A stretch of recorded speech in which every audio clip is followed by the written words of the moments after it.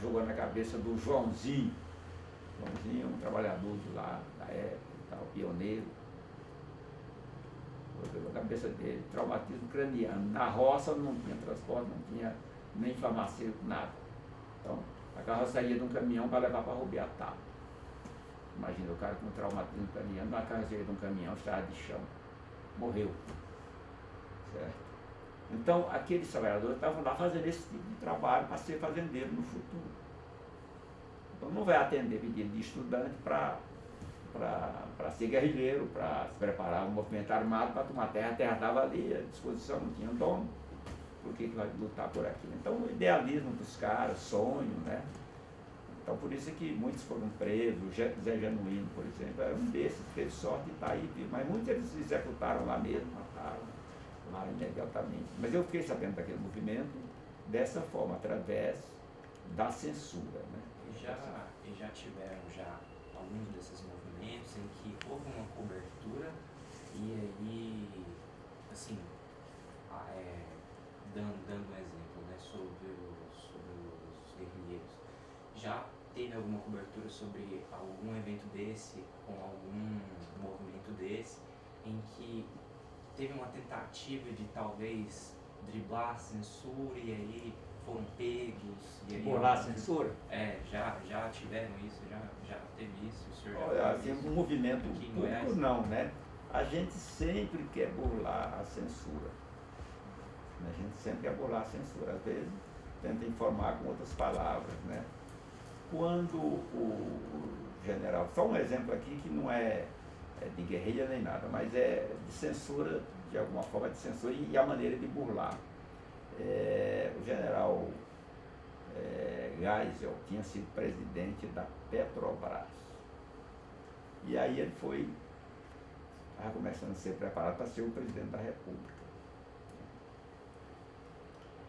E aí um jornal do Rio de Janeiro, não sei se foi o Jornal do Brasil, um desses de lá, publicou uma manchete: Geisel é o presidente. No momento que estava discutindo quem vai ser o presidente, mas era proibido pelo Exército cogitar de nomes, pela censura. Geisel é o presidente. Isso é o que você imagina, é o cara que vai ser indicado, né? Mas ele botou letras menores embaixo. Quem mais trabalhou na Petrobras, sabe? Porque ele era o presidente da Petrobras. Então é uma maneira de burlar a censura, né? Uma das formas seria essa. Mas de boca em boca, muitas informações vão se esparramando também, sabe? Muitas vão se esparramando. O cara sai da prisão, ele dá um jeito de levar o conhecimento de algum jornal, certo? E o jornal dele não publica, mas aí a conversa é entre jornalistas e tal, certo? E a ditadura também assediava muita imprensa ao mesmo tempo. Os jornalistas eram paparicados, né? Também, né? Eram também paparicados, né? Desde que não falasse contra o governo, né? Então, eles bagulavam muito, né? Mas a censura, então, funcionou dessa forma. Chegou a ponto de, às vezes, eles davam ordem para não sair o nome de pessoas naquele órgão, da imprensa toda, né? Então é proibido o nome de Dom Helder Câmara, mencionar o nome do Helder Câmara. Ele esteve aqui uma vez dando entrevista, até comparei, uma entrevista exclusiva, eu compareci a entrevista dele e tal. Então, era um exemplo. É proibido falar de fulano de tal, Juscelino, por exemplo, proibido falar o nome. E eu trabalhava nessa época no Popular, e o diretor lá era o senhor Jaime Câmara.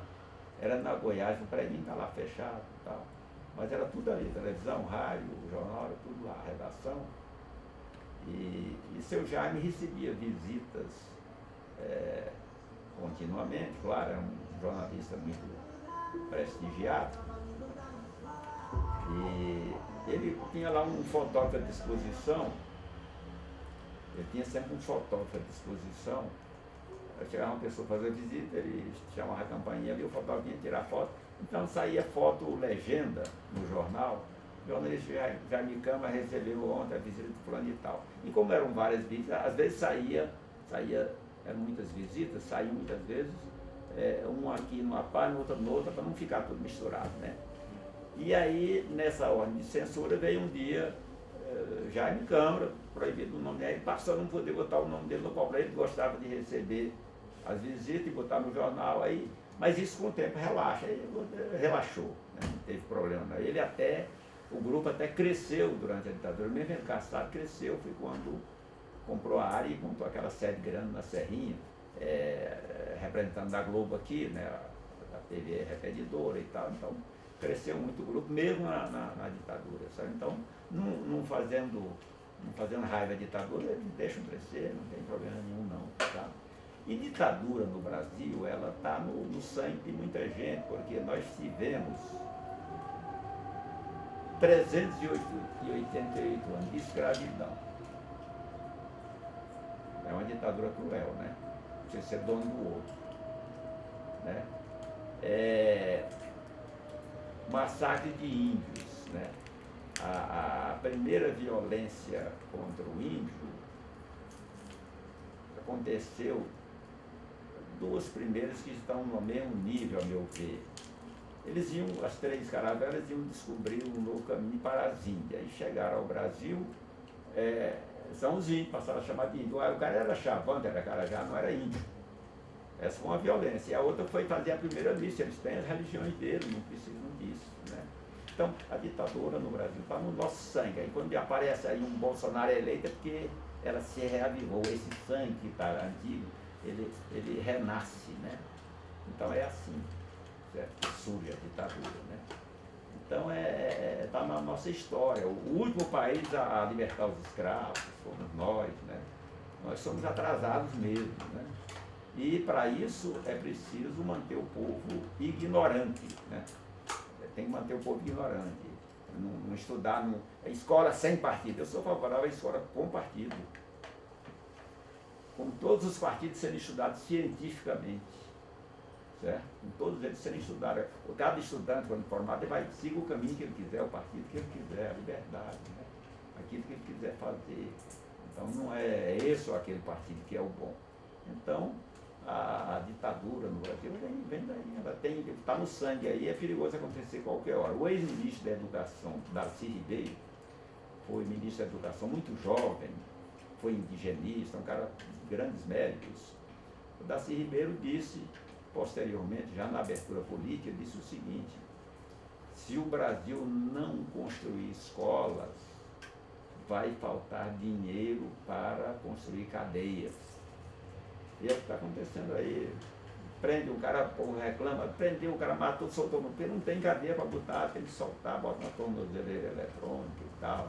Então, chegamos a esse ponto de ter que não ter dinheiro para construir cadeias. De maneira que eu quero concluir agradecendo a vocês por esse papo, que eu gosto de conversar esses assuntos, a gente vai recordando as coisas que se passou, né? Então, vocês estão de parabéns fazendo esse trabalho. Que prossigam e que nunca peguem uma ditadura pelas costas, viu? Porque não é vantagem. Tem gente sonhando com ditadura aí, foi para os quartéis e tal. Eu pergunto a vocês, se fosse a ocupação do pátio dos quartéis, fosse pelo MST, como é que reagiria aquele quartel? Perguntando a vocês. Deixa aí a democracia e tal, deixa eles aí. Aqueles bolsonaristas, a democracia que está funcionando. Tudo bem, mas não é assim. Tanto é que o MST, Movimento do Sem Terra, as terras deles estão sendo invadidas agora, as terras do Sem Terra, porque as terras devolutas pertencentes ao poder público, ela pertence a você, a todos nós, incluindo a todos os brasileiros. Aí, quem pode vai lá, bota máquinas pesadas, invade e penaliza só o pequenininho, que vai lá com um machado para fazer uma roça, certo? Então, as terras do MST estão sendo também invadidas. De maneira que, muito obrigado a vocês, sigam em frente e busquem sempre a verdade para transmitir à população, para que ela seja bem informada e possa decidir bem. Viu? Muito obrigado.